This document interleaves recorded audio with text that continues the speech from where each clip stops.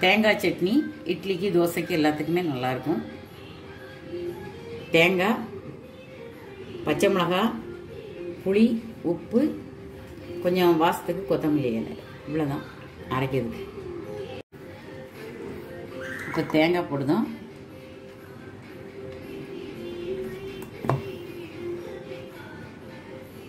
தேங்காய், புளி, மிளகாய், கொத்தமல்லி இலை, உப்பு செஞ்சுட்டு கொஞ்சம் எண்ணெய் ஊற்றுவோம். கடுகு, உளுந்தம்பருப்பு,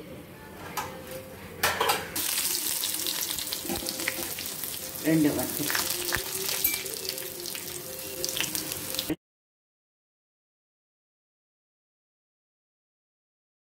சட்னி ரெடி ஆகிட்டு தாளிச்சி கொட்டி சட்னி எப்படி இருப்பாங்க. கோதுமை தோசைக்கு இது ரொம்ப நல்லா இருக்கும். இட்லி தோசைக்கும் சாதாரண மாவு இட்லி தோசைக்கும் நல்லா இருக்கும். அரைச்சி செஞ்சு பாருங்க.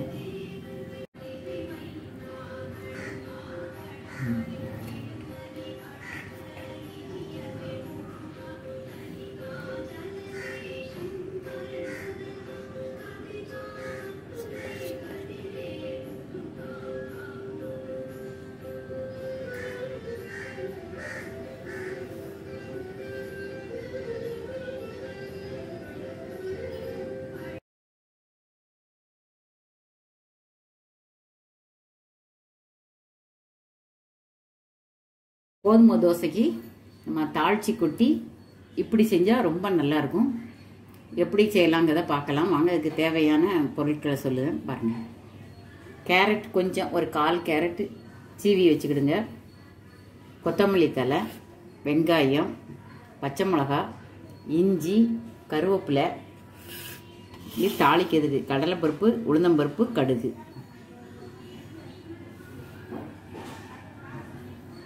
ஒரு ஸ்பூன் எண்ணெய் நல்லெண்ணெய் ஊற்றிருக்கேன். அதில் கடுகு போடுவேன்.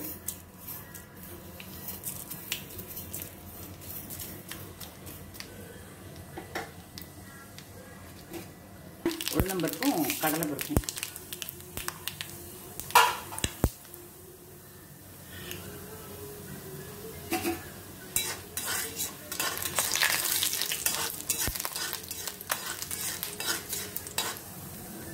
அது கடலைப்பருப்பு எல்லாம் வெந்த உடனே வெங்காயம், பச்சை மிளகாய் போடணும்.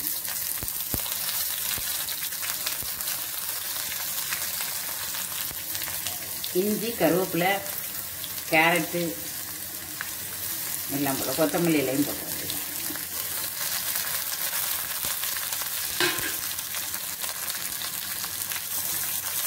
எல்லாத்தையும் போட்டு கொஞ்சம் நல்லா வதக்கி கோதுமை மாவு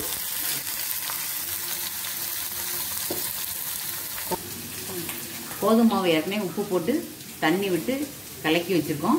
இப்போ இதை தாளித்து அதில் கொட்டி கிண்டி நம்ம தோசைக்கல் ஊற்ற வேண்டிய தோசைக்கு இந்த அளவுக்கு வதக்கினா போதும். ரொம்ப வதக்க வேண்டாம்.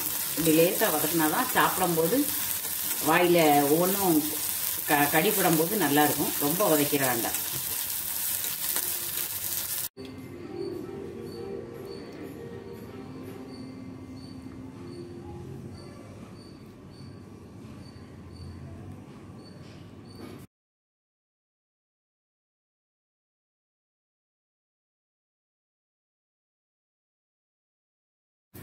இந்த மாவு வந்து நம்ம கரைச்சி வச்சிருக்க மாவு வந்து இந்த அளவுக்கு இருக்கணும் பாருங்க.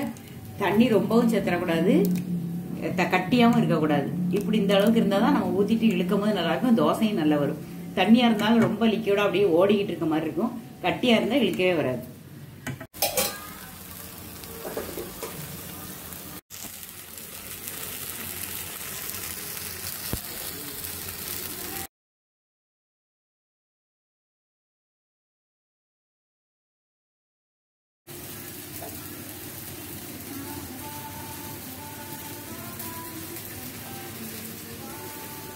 தோசை நல்ல மொறுமொறுன்னு அழகா வந்துட்டு இங்க பாருங்க எவ்வளவு மொறுமொறுன்னு இருக்குன்னு.